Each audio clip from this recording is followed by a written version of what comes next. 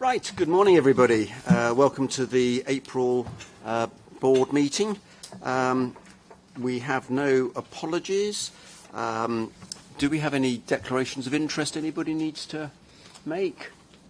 Okay, that's fine. Can I welcome you, Kate Taroney, who will shortly become our Chief Inspector of Adult Social Care, but is here today to observe, but also feel free to participate, Kate. Very good to see you. And David Hastings, very good to see you here again as chair of our LGBT plus network. David, do you want to say anything about the network? And yeah, great. So, microphone. Thank you. Yes, I'm the chair of the LGBT plus network, but my role here is to represent all staff equality networks at CQC. This includes the Race Equality Network, Disability Equality Network, the Carers Network, and the Gender Equality Network. So we've agreed that as part of our ongoing inclusion strategy, that a chair of a network will attend all board meetings. Thank you. Good, and you're very welcome, David, and feel free to speak if you want to on any item as we move forward. Minutes of the meeting of the 20th of March, they are true and accurate record of all we discussed.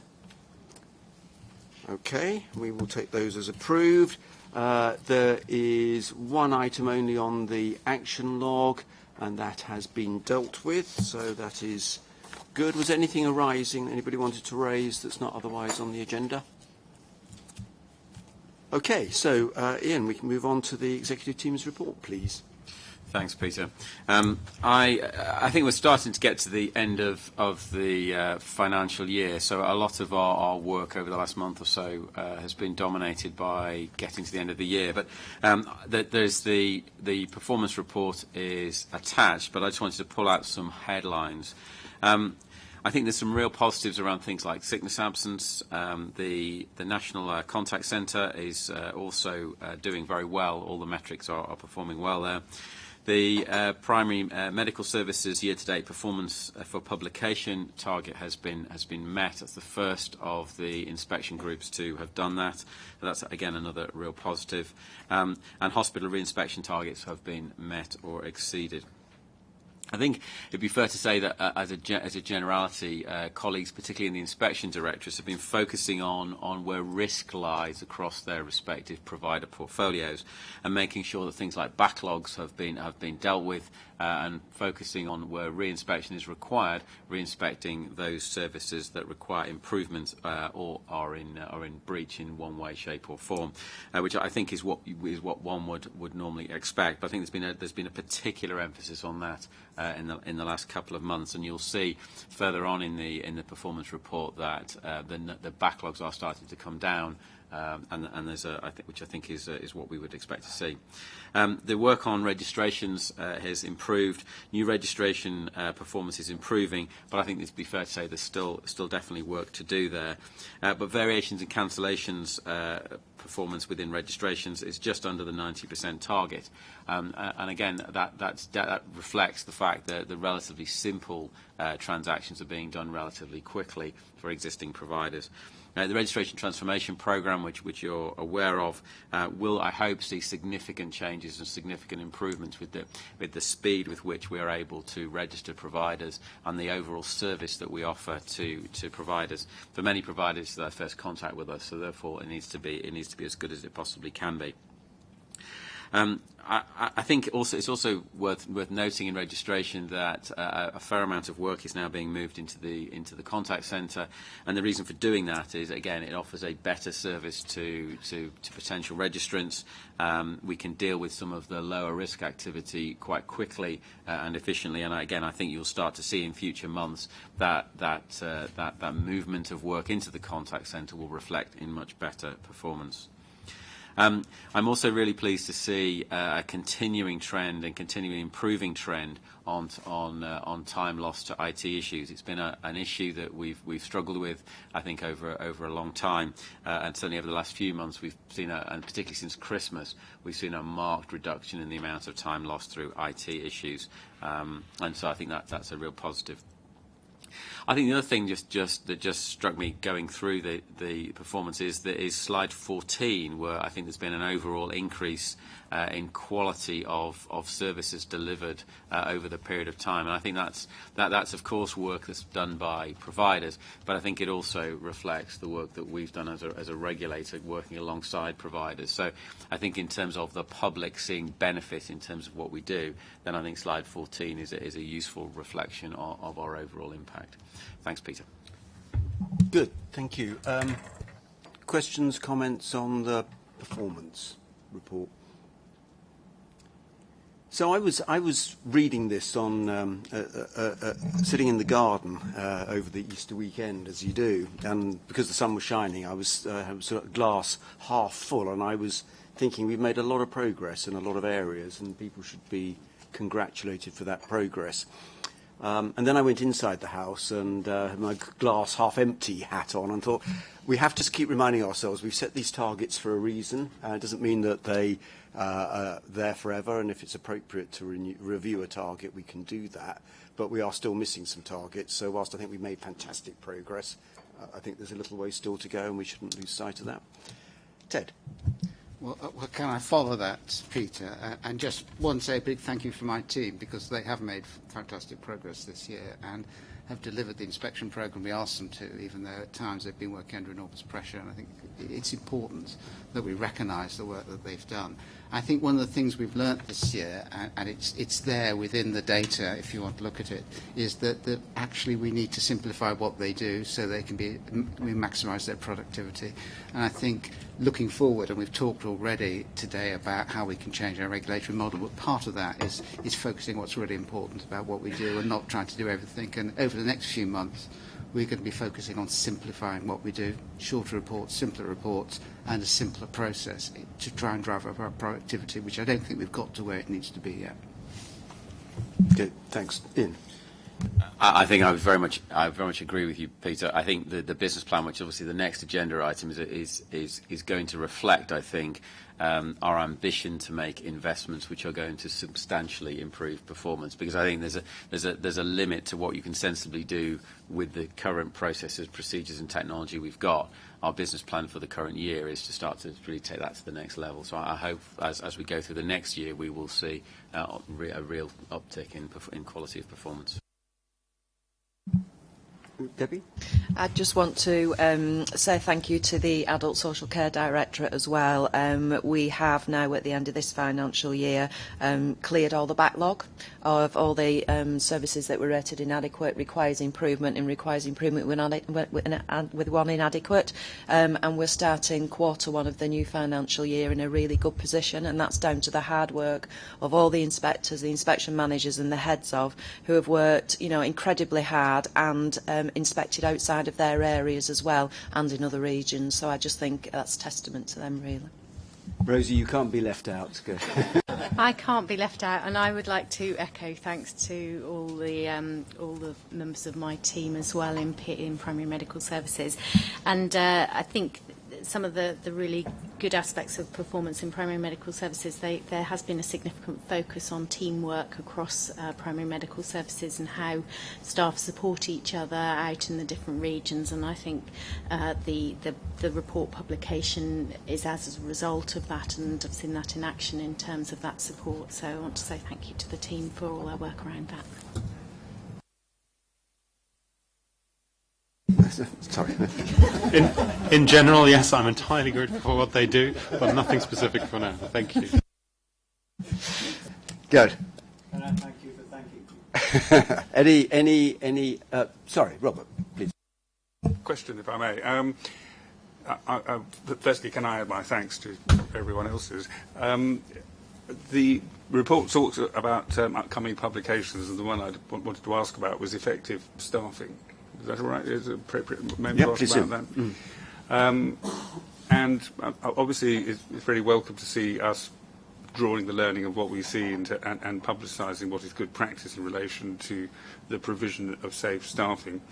The question was really this, that to ask how that fits in with the work that succeeded, the work that NICE was doing on safe staffing, and then it was withdrawn and it went into, I think, currently NHS Improvement, who published a series of documents about the practice of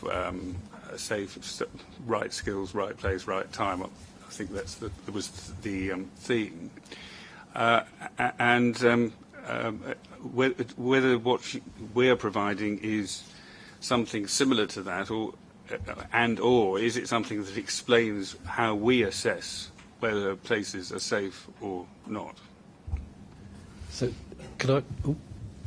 Well, I was going to ask Ted. Yeah, Chris.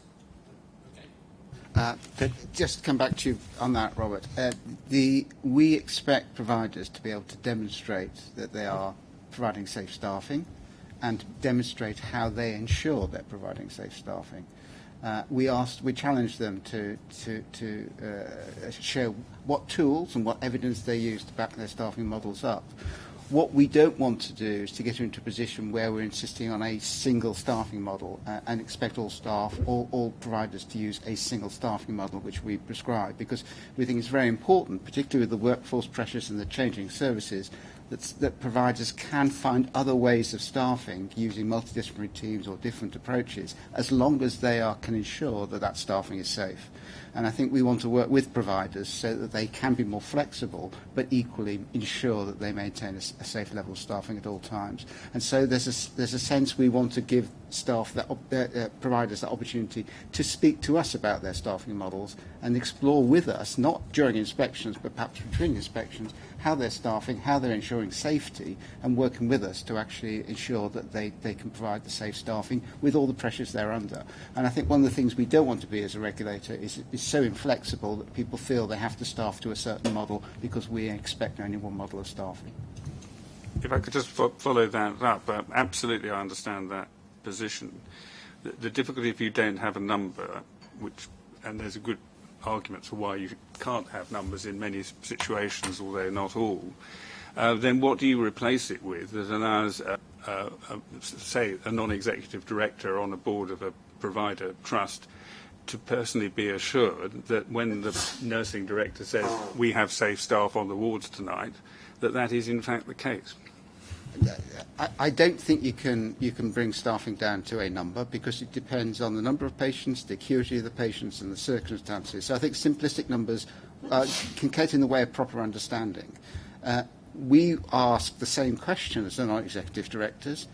How are you assured your staffing is safe? Demonstrate that to us. And of course, then when we go and inspect, we actually look at the number of staff to make sure it meets the model that the providers told us they're aligned to. So essentially, we would challenge non-executive directors to do exactly the same. Look at the evidence, make sure the evidence is credible evidence that is being used to drive the staffing model, and then check that the model that's intended to be delivered is being delivered on the ground. I could talk about it, the actual publication itself. So just to say that we've been drawing evidence from our inspection activity, and to build on Ted's point. One of the things we found with organisations that were struggling to meet the staffing requirements is how they've worked with other groups, other professional groups in and around their organisation to meet the needs of people who use services. And I think one of the things about the effective staffing publication is designed to show that in some cases organisations have to change the model of what they think the right way to deliver care is. And we've seen some real innovation in the use of allied health professionals in the work with primary care and in the work with colleagues in adult social care to make a real difference to the way patients are treated and the flow of patients through organisations. So it's designed to do that. It's designed to show that actually just focus on the traditional model of care is how some organisations have got into difficulties, and try to reimagine how care is delivered between health,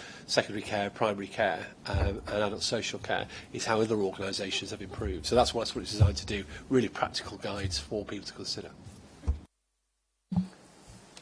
Lewis.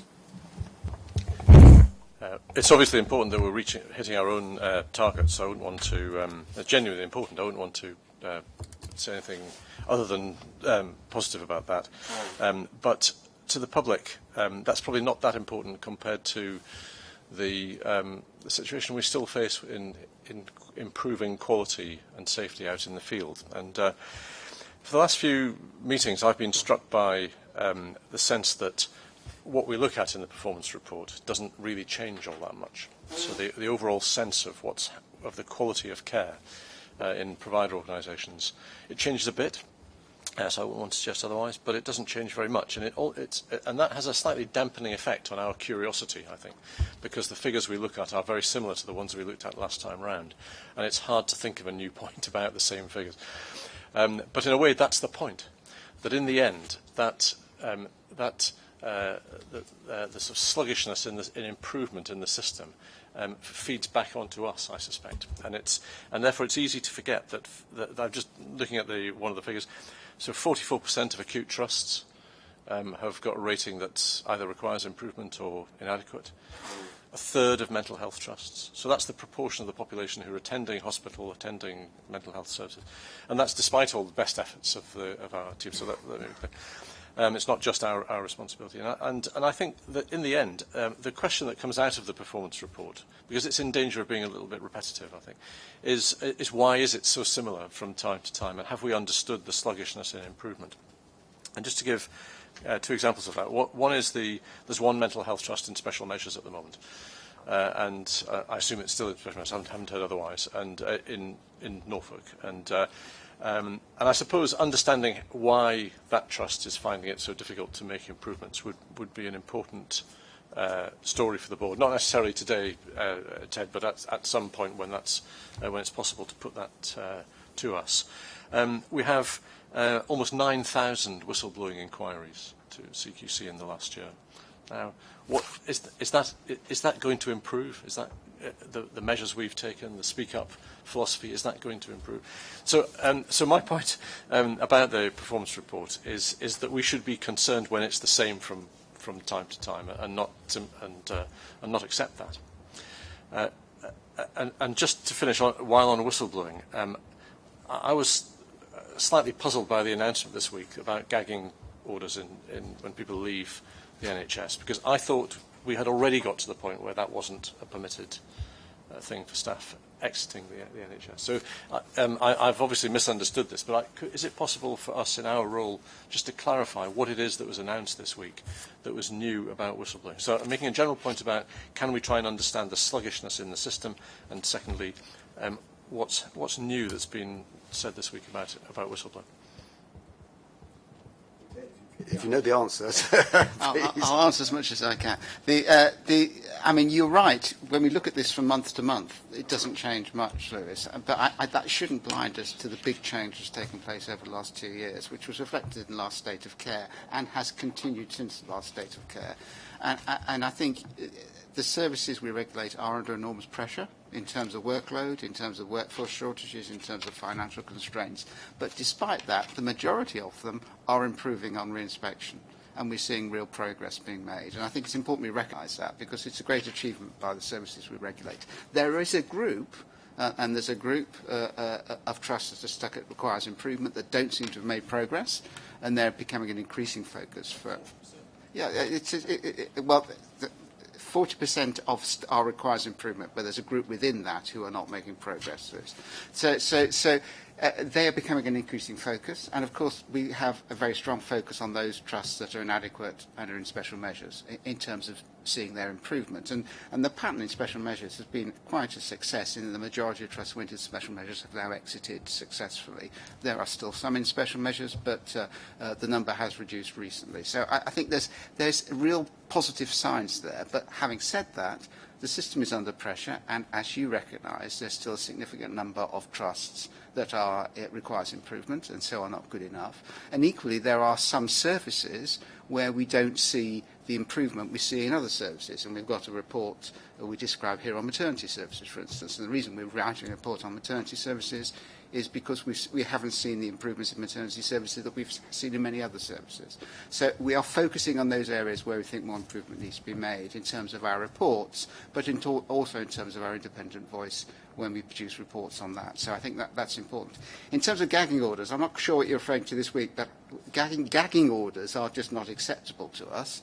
I mean, clearly there are agreements that are made when people leave work, but any gagging order, that stops people raising any concern, is totally unacceptable to us. And if we had evidence of that, we would take action. Chris? Just to help with the last bit of this, the government announced that so I think there's an issue around the legal enforcement of not having gagging orders. I think that was the issue. I think in March, the government announced new ethical standards which included information on preventing gagging orders. I think there's always been a desire going back a number of years. I think this is more the legal enforcement of that desire. I think that's what both the government announcement in March and Matt Hancock's statement this week or yesterday was about. Can I just come back on that? Please. Just to make it clear, if staff are raising concerns and those concerns are suppressed by a gagging order, that is entirely unacceptable. And we will take action on that. It isn't a requirement for HR to take any further legal action. But I mean, clearly the HR processes when people leave are much more complex than just that. So it's important we focus just on that point about individuals being restricted from raising concerns because of legal agreements when they leave. So John, please go on. Just to pick up slightly on what Lewis said about the people who are in required improvement and so on and so forth. I've often, from coming here, we sit on a treasure trove of knowledge about how people do things well. And we produce some worthy reports which are well written and so on and so forth, but in and of themselves won't stimulate a huge amount of change. And I recognise there is reticence as to whether it's our role or NHS Improvement or NHSE to do this, but I do think we squander that knowledge in some respects. I don't mean actively, I just mean that we could do more with it, and I would encourage the executive team to think outside the box, perhaps, about how can we utilise the good examples to more actively encourage those who are stuck. So I think there's 2 points. Lewis started this by saying that the information we're getting is a bit static. And I don't think I really agree with that, Lewis. I think it's really important that we get the same information coming repeatedly so that we can monitor what's happening. And if you look at the changes in quality over time slide, for example, there is actually quite a significant shift. So I'm happy to pick up with you outside the meeting whether we want something different. But I personally think we need to stick to the performance indicators we've got and certainly monitor over time. So that was one point. And then the second point was, are there people who are stuck and can we do more to help them, which kind of is where you're coming in. But again, I think we're doing more than you're suggesting. But Ted, go on. Yes, can I come back on that? Yeah. John, I mean, we've published, I think, some really very important reports on the culture and leadership, particularly around continuous quality improvement that is driving real improvement in trusts. And those reports have been very influential in changing trusts. And those trusts that have accepted those reports and built on them are the ones that have actually seen real improvement. There are a group that still have not got that message, but we are working hard to make sure they do. And as we increasingly put the focus onto well-led and leadership, then I think that is the opportunity to say, well, what are you doing as the leaders of a trust or other service provider to improve and look at neighbours and other examples? I mean, I'm always stunned that you find a service that's not very good. A few miles down the road is one that we think is outstanding, and they never talk to each other. I mean, it's just, it's... And I don't, in any sense, I fully understand, accept and acknowledge the impact of those reports. There are other ways which sometimes people find easier. And I'm just saying, perhaps think of other ways. Chris, think of another way. Just sort of two things to build on that then. First of all, in general terms, the driver improvement family of documents is the most downloaded from our site. Over 100,000 downloads since with the family of products. So they are well read, I think. But the challenge is a fair one, and I think there's something about. So one of the things we're looking at with the staffing publication is working with the Royal Colleges, working with in the context of the NHS work, NHS providers, to use their networks and their forums to get our information out. So I think that one of the key things is sometimes we need to tell the story, sometimes we need others to tell our story for us and to work with that. And I think the great thing about the case studies is they're real things that have happened. They're not a regulator just telling people what they should do. There are stories of change and improvement that individuals have undertaken. And last year's Confed and this year's Confed will have examples of organisations and key individuals who will be able to talk to their peers about what they've done. And I think that peer-to-peer understanding of change and what individuals have done is very powerful in making the right message. So we'll certainly continue with the publications. I think they are well used, but we'll supplement that with the direct engagement of different staff groups through the networks that are already available to them. Sorry, Chris, then Ian, do you want to come back? It was more a general point, really, about the where we're talking about our performance in year. So we've got a small section on plan, and then 2 pages about under plan performance. Doesn't quite tell the story of the year. And I think for me, there's got to be. It comes back to your glass half empty, glass half full point about where is performance under plan but improving, and where's it performance under plan but deteriorating or not showing any signs of improvement, because that would flush out in here where there are some good news stories such as the IT issues, and where are the things that we really need to focus in on. Yeah, thank you. Ian. Just to finish off on this improvement point, I think slide 35 in the pack is an important one, because it demonstrates that there is a dynamism in month. About 5% of those providers in special measures are coming out of special measures each month, and about 5% are going back in again. And what's interesting, I think, is of the 19 that exited special measures during February, nearly half of them were deregistered. Or their registration was cancelled, and I think that possibly talks to some extent to John's point around some providers just simply don't know how to improve, and therefore cease trading as a consequence, or cease their registration as a consequence. So I think we need to recognise that in some respects, from a person that uses services point of view, actually that's a good outcome. Albeit that it may perhaps be quite difficult from a business point of view in some circumstances. Okay. Anything else on performance anybody wants to raise? Okay, let's move on. Ian, anything else on your report you want to pick up? Right. Okay, so in that case we move on to the business plan. It's still with you, Ian. Thanks, Peter. This is the 2019-2020 business plan. I'll just make a couple of comments before opening up to questions. The purpose of this item here today is to agree the business plan, formally sign it off, and also to formally ask for a delegation to Peter and I to finalise the documents before publication, to make sure we can take into account any final comments that the board members have got, and we can incorporate them in the plan. I want to just really talk about the circles diagram, which is on page 54 of 76 on the diligent pad, but it's described as business plan overview. This is a document this is a diagram rather we've been using as our kind of core communications tool. It's the business plan on a page, if you will, and what it tries to do is to connect our 4 strategic priorities at the centre in the grey boxes that are really about turning us into an intelligence-driven organisation with a single shared view of quality.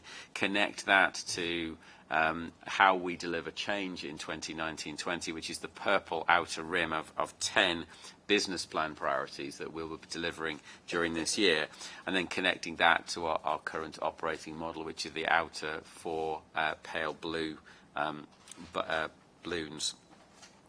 And I think the business plan priorities are really about making this a good place to work and also making us an easier organisation to do business with, so that providers will recognise that we have made a definite shift in gears in terms of how easy we are to do business with. So there's very much a story in 2019-20 of investment in our people, investment in our processes, investment in our technology, and also investment in our relationship with others, so we can be a collaborative partner amongst regulators and others to make sure that we're doing the best we possibly can for people that use services. And my expectation is that that should translate into an overall improvement in productivity for the organisation.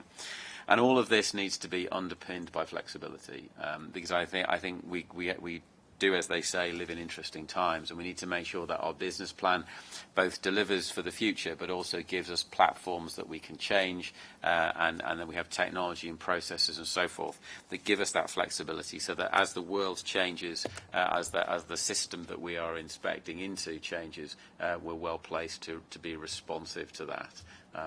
So the business plan, for me, that's the business plan in summary, and I think that single-page circles diagram is a good way of trying to capture what's otherwise likely to be a fairly complex document. So I'm going to pause at that point, Peter, for questions. Gosh, Paul. Yeah. Ian, thank you very much. The business plan, I think, is very succinct and delivers quite a lot within a few pages. I particularly like the fact you've split it between sort of business as usual and the change programme in there as well, and the linking of all that through the circles diagram.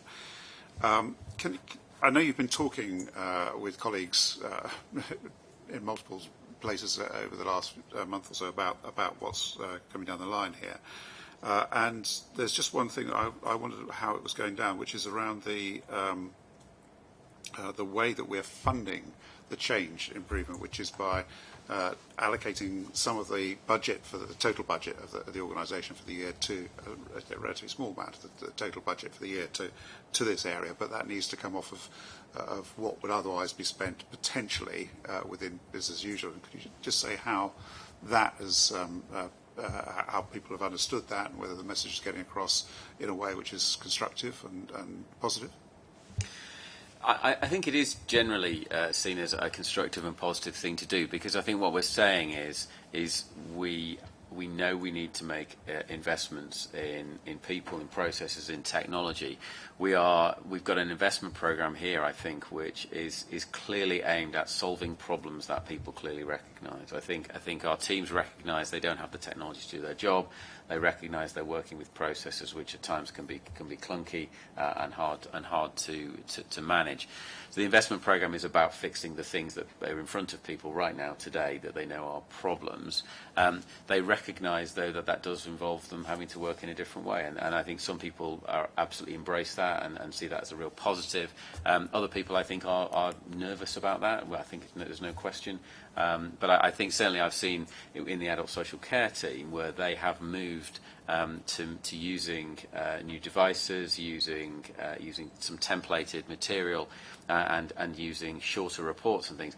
They've very quickly adopted that new way of working, because they recognise it is solving the problems they've got in front of them. So I think that the change programme is really all about solving the clear and present changes, and our narrative has been about telling that story rather than this is a change which senior people are going to impose upon the organisation and stand back and wait. It's deliberately aimed at trying to solve the challenges we currently have. So in that sense, I hope it's going down well. I'm getting some positive comments around that. And I think there's a recognition that that's in some cases quite a tough conversation, but it's an honest conversation that says that we can't make change without investing in it. It's got to be an investment-based conversation, and sometimes that means that there's some tough conversations to have. So I don't doubt there's not unit. There'll be some people that won't necessarily agree with it, but I think in the main I've had a positive reception. So. So Liz and then Jora. Yeah, thanks. I think it's a good, strong, clear.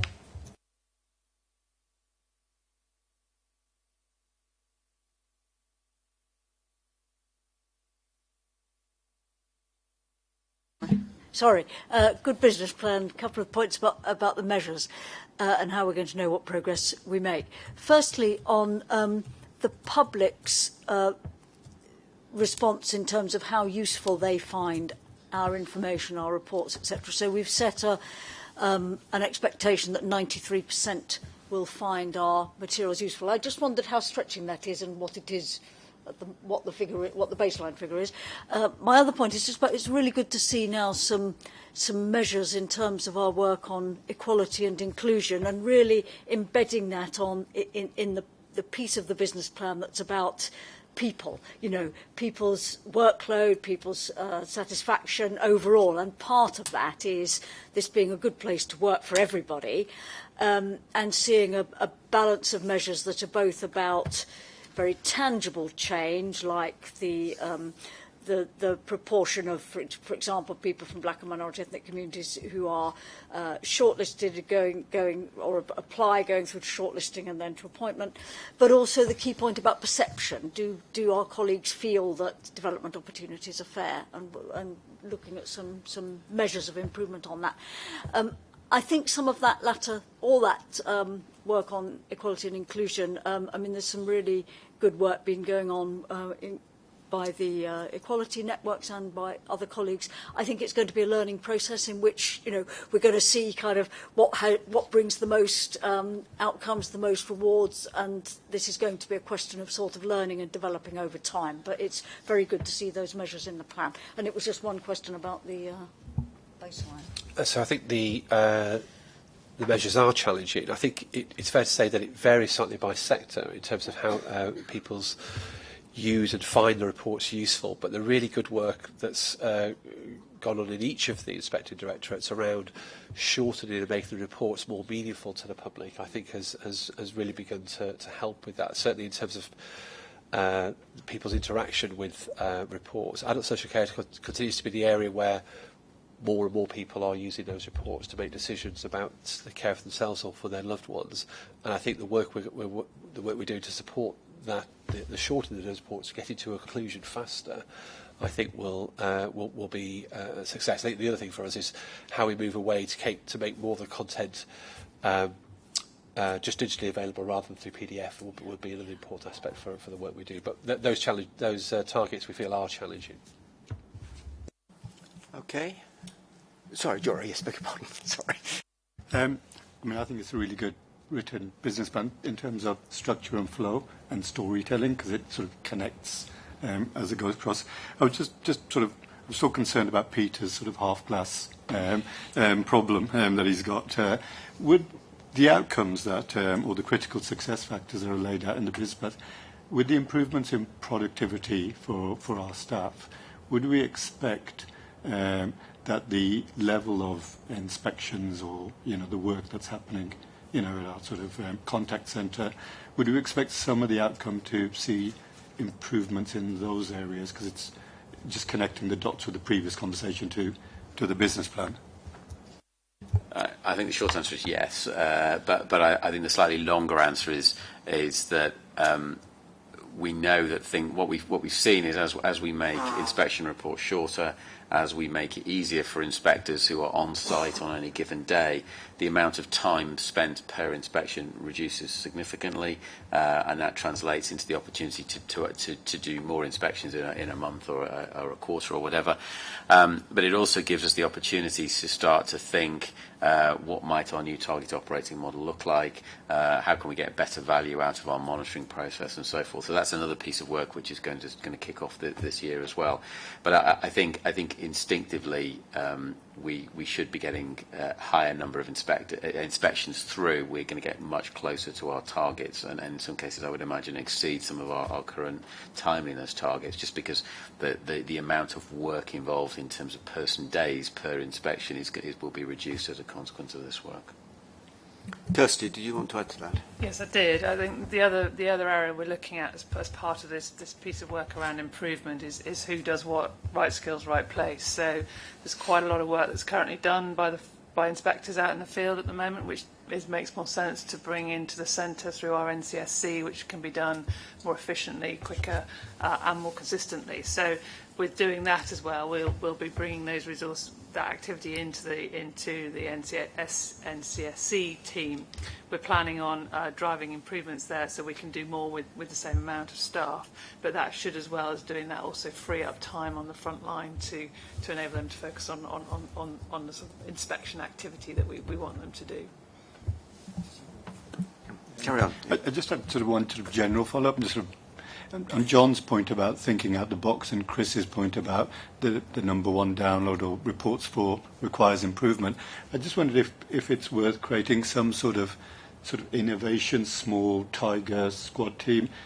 Things that I was thinking of were, when you're doing your finances, you can download a calculator and it sort of works out for you how much you're spending, on entertainment, etc. With these organisations, this is just completely just random thoughts.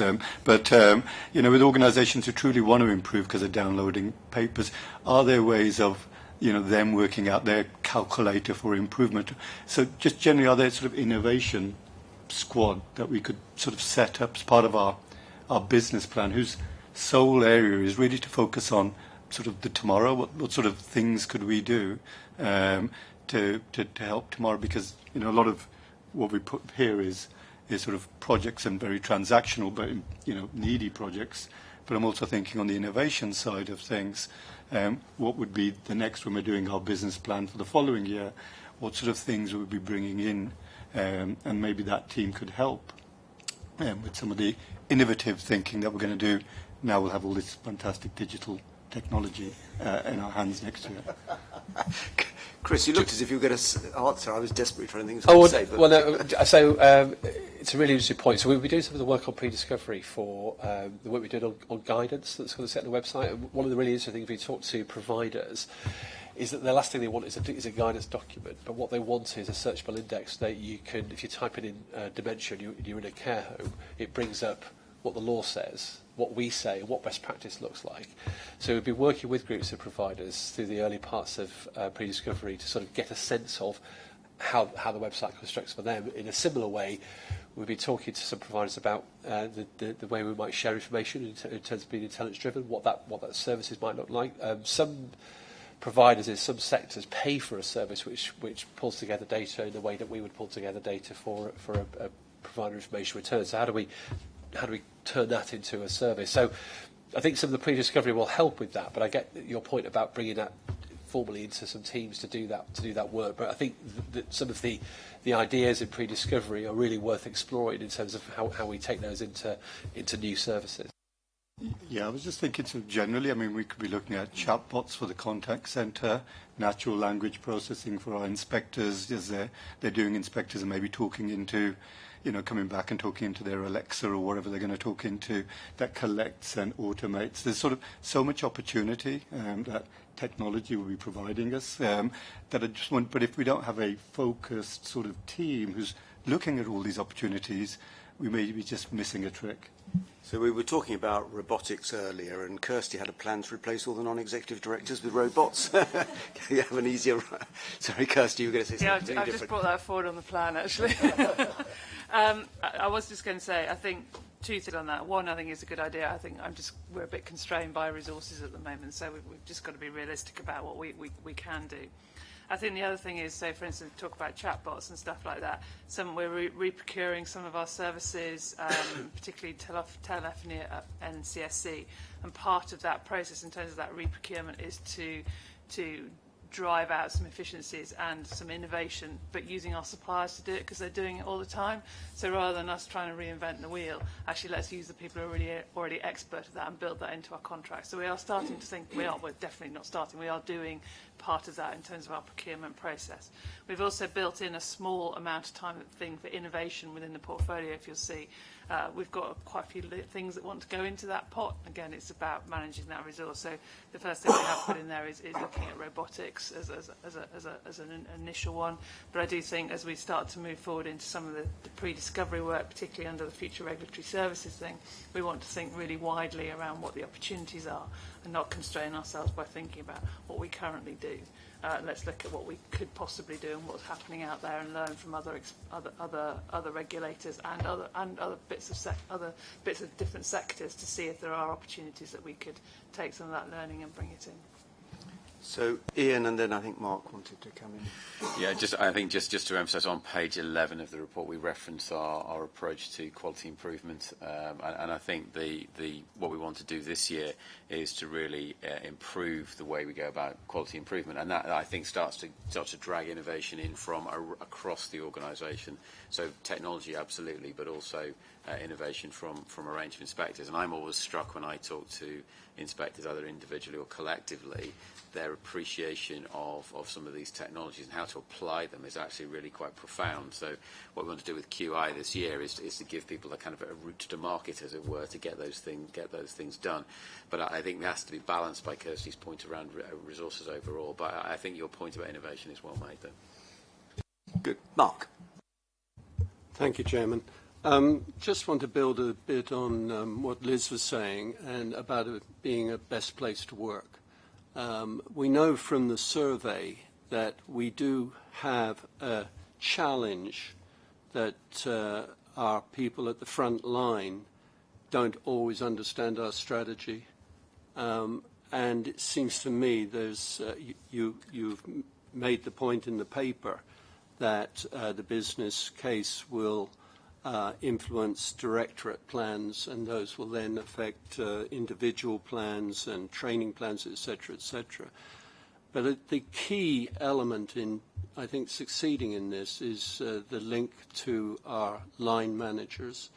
And I just wonder, and we can clearly measure that through the survey, so I just wonder what we're doing to encourage our line managers to understand this business case and how to make it work and understandable for our people.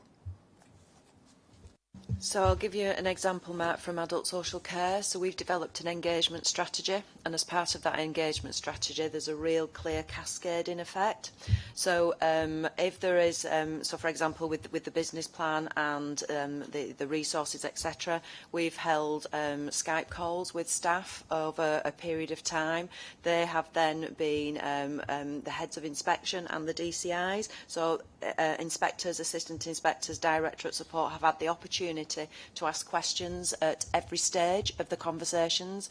In relation to the change programme in adult social care, again, we've done exactly the same thing so that people are up to date, up to speed, and know exactly what's going on. The proof will be in the pudding, because this week we will be doing a little bit of a survey to test people's understanding. So that will be for Kate to come back at the next board meeting, and we'll tell you whether or not it's been successful, because we want to test the engagement strategy out, because if it's not working, then we need prototype it and we need to change it and look for a different way of doing things. So Mark, you want to come back, and then I think Kirsty wanted to add to this. Yes, if I could. And Debbie, because I'm not a robot, I read your newsletter this week, which was really interesting, and just that point about the Aspiring Managers program. So I'm saying that is an opportunity for us to build this business case into any training programs that we have, so that there's a clear sort of congruence around what we're doing and why we're doing it.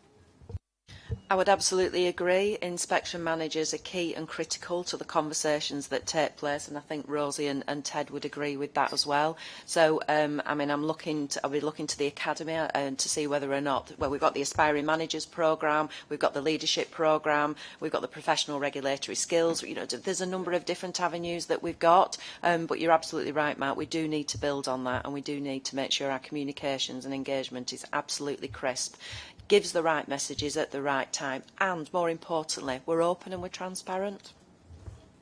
Kirsty.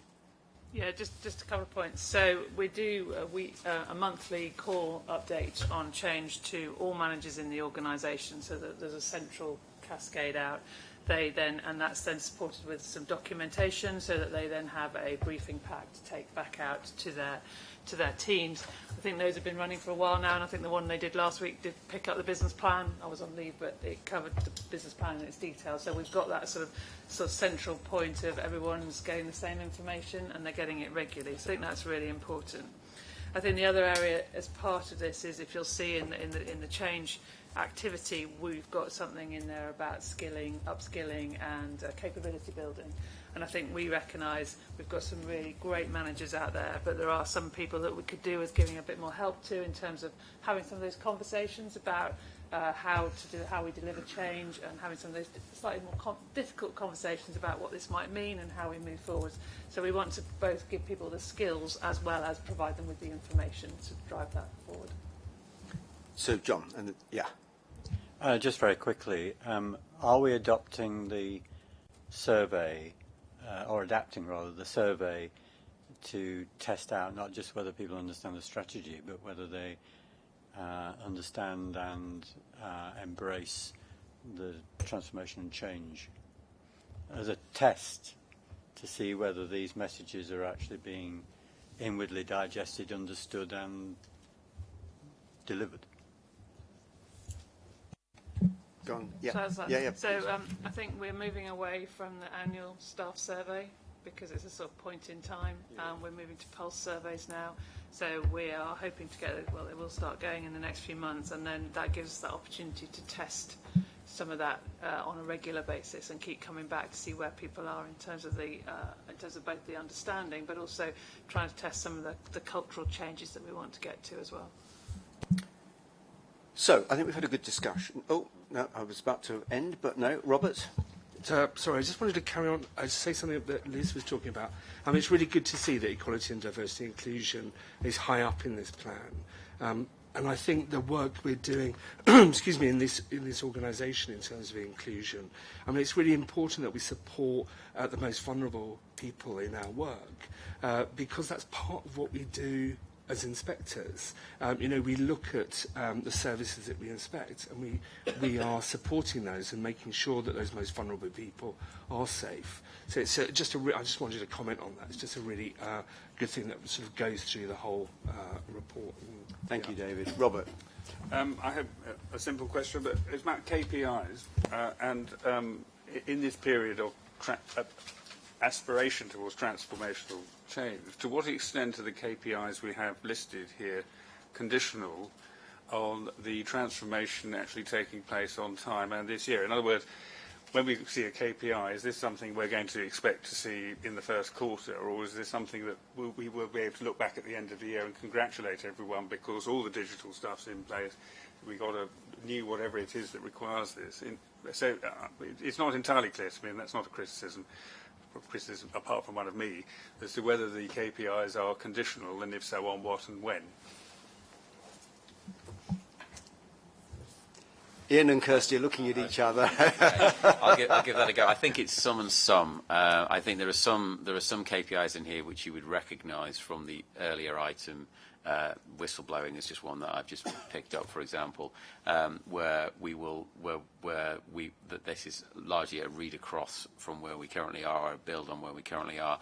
There are some things which are going to be wholly dependent on new things coming in on track. But a lot of what we're doing this year is about building platforms. It's about building the foundation. So, some of these things, particularly areas like registration, for example, the big changes are probably not going to come in until year 2, year 3 of the programme. But there's important work going to go on this year, which may not necessarily have a completely transformational effect. So, I think, to answer your question honestly, probably some and some. I mean, that being said, I thought that'd probably be the answer. There seems to be a danger in the presentation of things that we have KPIs and we're not meeting them, but there's a good reason why we were never expecting to. So is it possible when we get performance reports that it becomes clear at an early stage which are conditional and which we're expecting to be met now? Does that mean there are occasional performance indicators? So I'm nervous about that. I mean, for discussion. I mean, I think these KPIs are what we should be aspiring towards, and I wouldn't want us to fudge it by saying, well, they're a KPI, but not until next year. I mean, we're not there necessarily, and if what you're asking is we just have clarity as to where we are on that journey, then I'm with you. But I don't think we should be relaxing the KPIs. No, but the point I'm making is that a KPI in theory is something, if you're not meeting it, that's a matter of concern.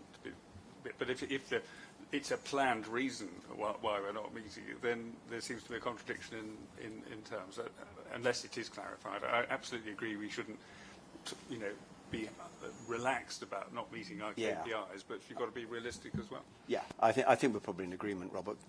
Yeah, I think that there's two things. One is the supplementary reporting that goes alongside that, so we can track progress against it. So we can say we're 80% of the way there when we should be, and so we're on track to deliver against that. So that final endpoint.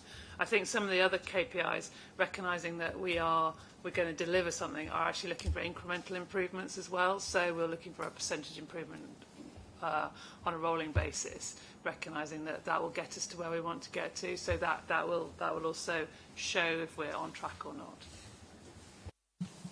Right, let me have another go at saying, I think we've had a really good discussion about the business plan. Board, are we happy to approve the business plan? Thank you. And are you happy to delegate to Ian and me the final wording, take into account anything that was raised subsequently? Thank you very much indeed. Good. Well done, everybody, and thanks to everybody who's involved in producing the business plan and the budget. Paul, CQC. Thank you, Peter. I won't take long on this. The next meeting of the ACGC will be looking in early June. We'll be looking at the year-end annual report and accounts, which is a big topic coming through for reporting in the summer.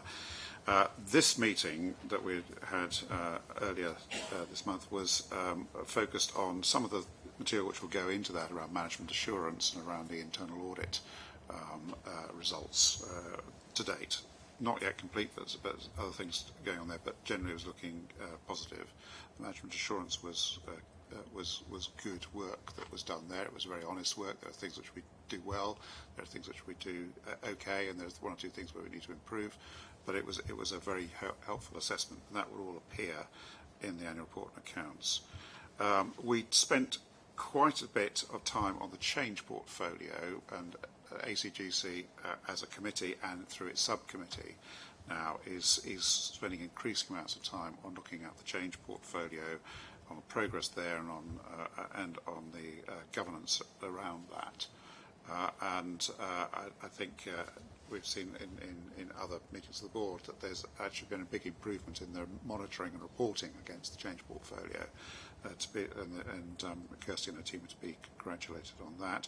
We looked also at the internal audit work that will go on next year on the change portfolio, which is an important aspect of making sure that we're getting the right sort of feedback on progress and whether the progress that we're being shown is actually being fairly described to us, etc., going forward. So I think the committee was pleased with the scope of the work that internal audits are going to be doing over the next year, both on the change programme, which as one big topic, but also on the business as usual work as well.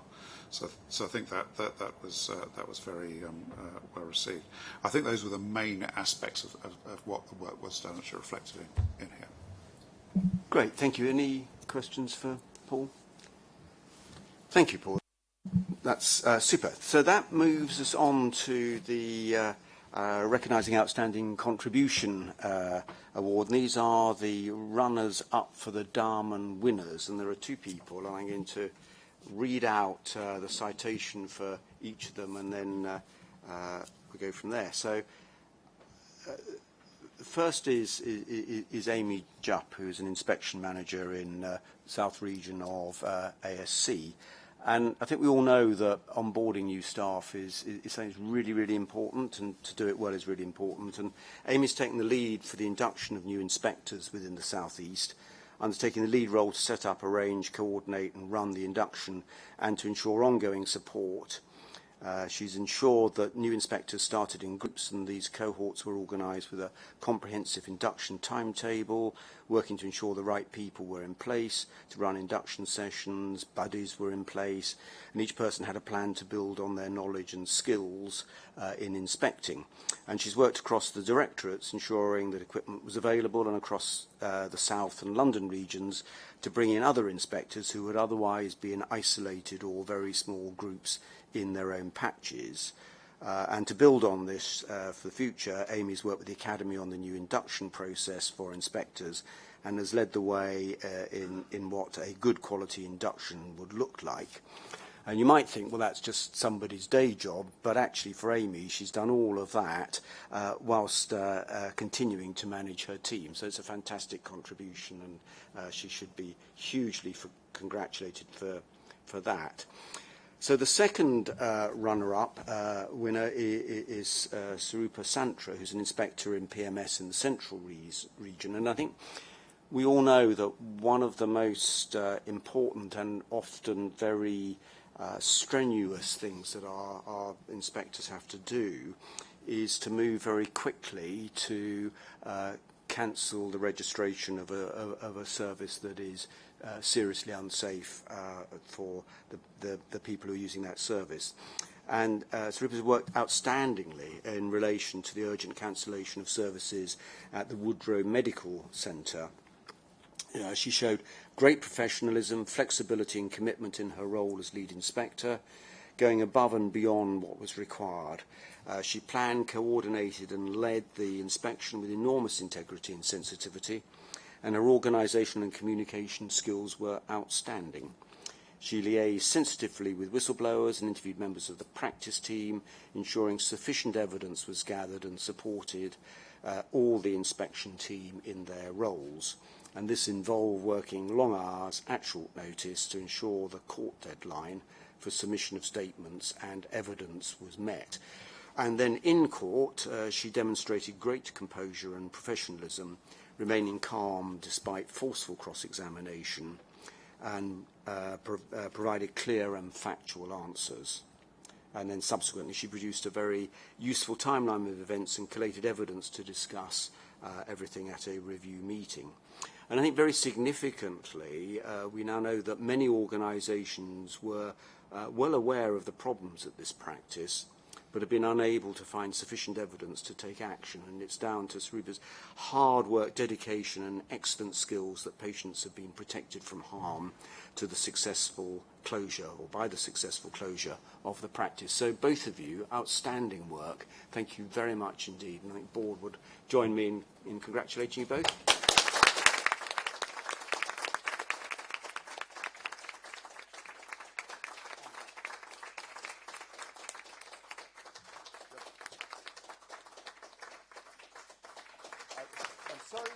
I'm sorry you've had to. Is that good? Right around? Yeah. I'm sorry I've had to wait for these. You'll see they were dated a month ago. But anyway, we got there. So, congratulations to you both. Thank you.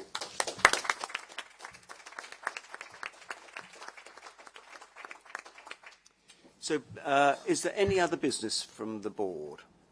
So I have one thing, and that, Debbie, is to embarrass you, because this is your last attendance in your current role as the Interim Chief Inspector of Adult Social Care, although I have a feeling we'll see you back around this table in some other capacity at some other point in the future. But you've done far more than we asked you to do. What we asked you to do was hold the fort between Andrea leaving and her successor being appointed, Kate now being that successor. But you've done much more than hold the fort. You've moved the whole thing forward brilliantly. And I think both in the board and outside, you've just been a star. And I just want to, again, ask the board to join me in thanking you for all you've done and wish you well for the future.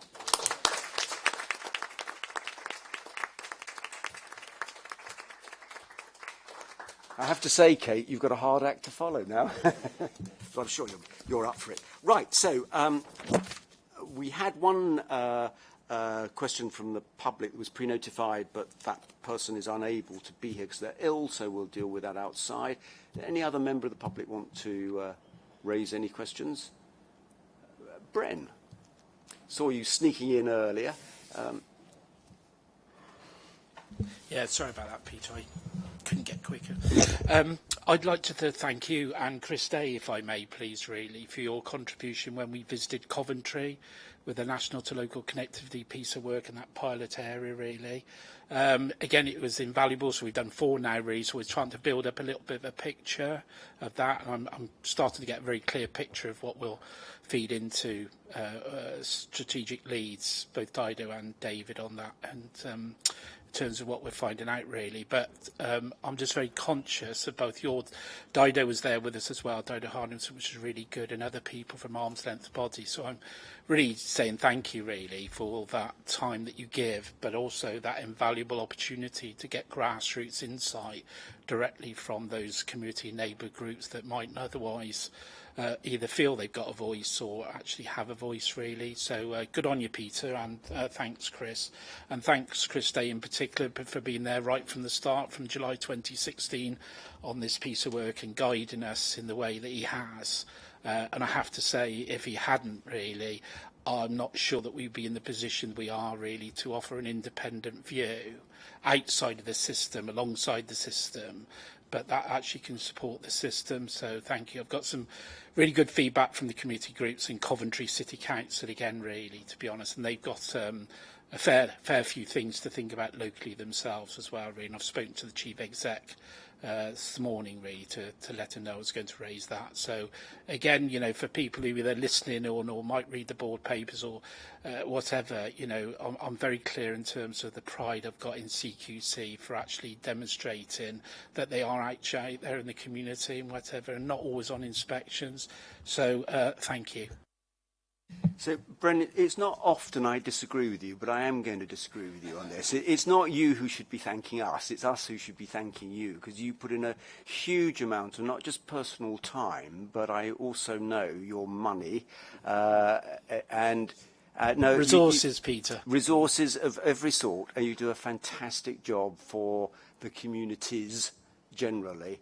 So I think it's our thanks to you for the organisation. I also think, Chris, these visits are fabulous, aren't they? I mean, just seeing the voluntary groups and what they do, small groups of people making an enormous difference to the quality of people's lives. It's a really both humbling and fantastic experience. So, Bren, sorry to disagree with you, but it's us thanking you, not the other way around. Is anybody... I'll let you have the last word on that one, Peter, because it is your board, Peter. But we'll agree to disagree, but we'll thank each other. We'll do that. Thank you, Brad. Anything else anybody wants to raise? In which case, the meeting is closed. Thank you.